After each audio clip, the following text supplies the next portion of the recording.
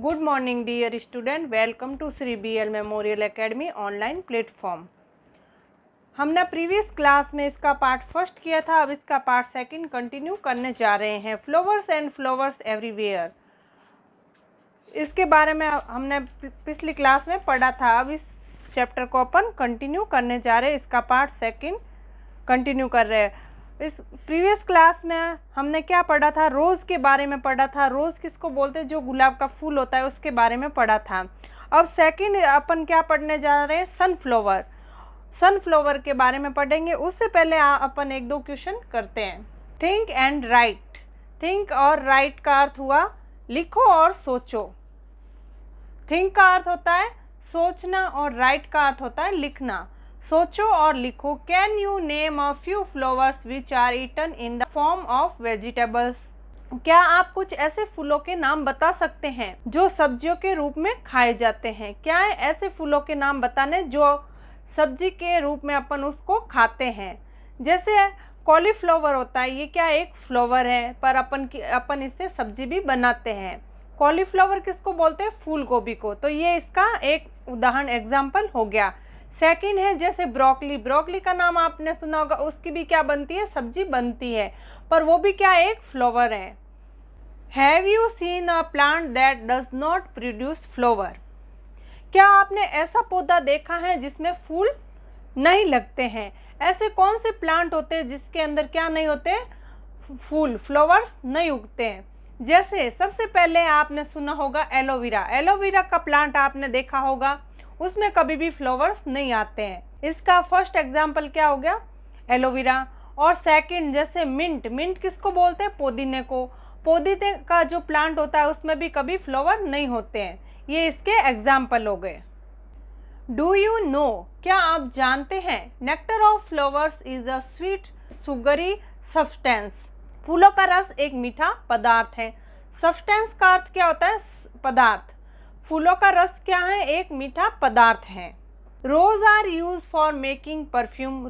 गुलाब का उपयोग इत्र बनाने के लिए किया जाता है। A sweetened preparation of rose petals gulkand is a very famous dessert. गुलाब की पंखुड़ियों का एक मीठा व्यंजन। गुलाब की पंखुड़ियाँ होती है, उससे हमेशा क्या बनता है? गुलकंद होता है, जो अपन मीठा होता है, पान के अंदर वगैरह डालते हैं, उसको क्या बोलते हैं? गुलकंद। और वो गुलकंद किससे बनता है? हमेशा रोज होता है, जो फ्लावर रोज का फ्लावर्स होता है, उनकी पत्तियों से क्या बनता है? गुलकंद बनता है। गुलाब की पंखुड़ियों का मीठा व्यंजन गुलकंद एक बहुत ही प्रसिद्ध है। गुलकंद का नाम हर किसी ने सुना है। Apart from these rose are also used for making garland, boutique, in decoration etcetera. Rose होते हैं वो अपने क्या क्या यूज आते हैं। जैसे फर्स्ट इसमें लिखा हुआ था rose are use for making perfume.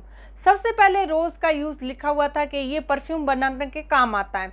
अब नेक्स्ट लिखा हुआ है apart from these rose are also use for making garland, boutique, in decoration.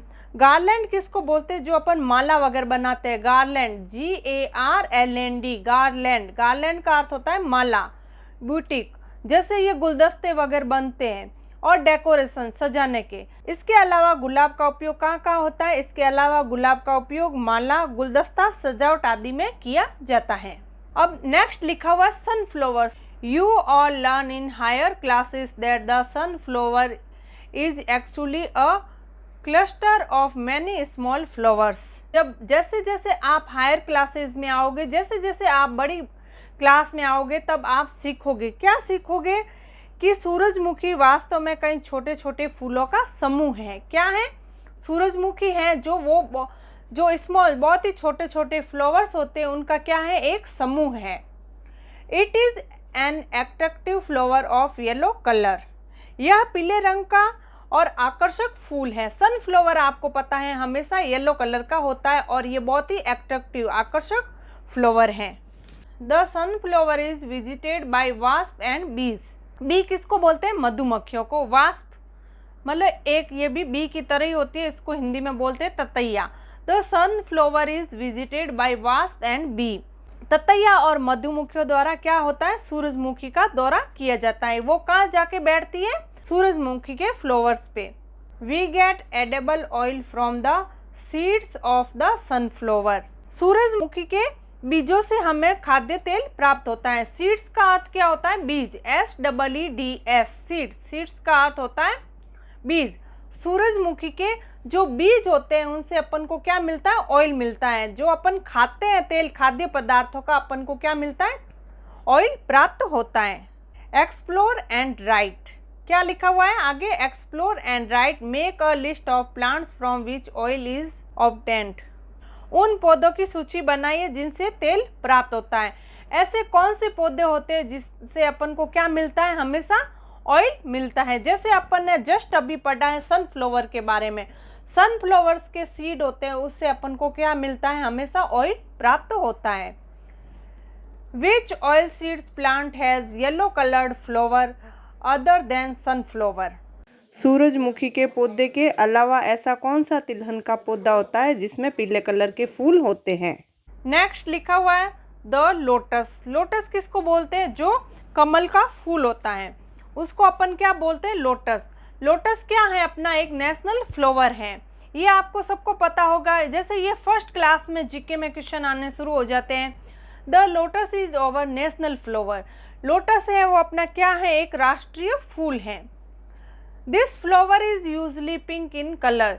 यह फूल आमतौर पर क्या होता है? हमेशा गुलाबी रंग का होता है। कैसे कलर का होता है? ज़्यादातर हमेशा गुलाबी रंग का होता है। The plant of lotus grow in water.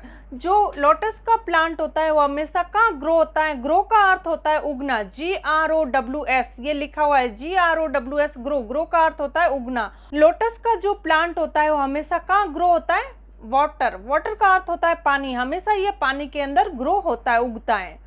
Do you know the plant that grow in water are called aquatic plant.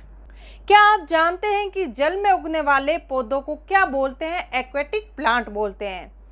क्या बोलते हैं? जो पानी के अंदर उगते हैं उन पौधों को अपन क्या बोलते हैं? Aquatic plant.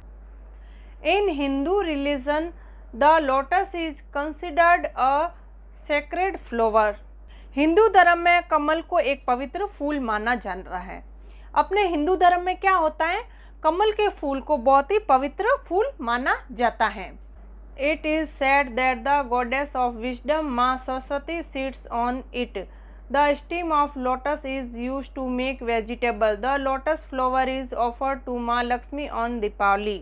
ये कहा जाता है या फिर माना जाता है कि ज्ञान की देवी माँ सरस्वती कमल के फूल पे विराजमान होती हैं। The stem of lotus is used to make vegetable. सब्जी बनाने के लिए कमल के तने का उपयोग किया जाता है। जो कमल का तना होता है वो अपने क्या यूज आता है? मेक अ वेजिटेबल, सब्जी बनाने के लिए भी इसको यूज किया जाता है। The lotus flower is offer to Maa Lakshmi on Deepawali. Deepawali पर माँ लक्ष्मी को कमल का फूल चढ़ाया जाता है। क्या किया जाता है? जिस दिन दीपावली की अपन पूजा करते हैं उस दिन अपन माँ लक्ष्मी को क्या चढ़ाते हैं? कमल का फ्लावर, कमल का फूल चढ़ाते हैं। Thank you.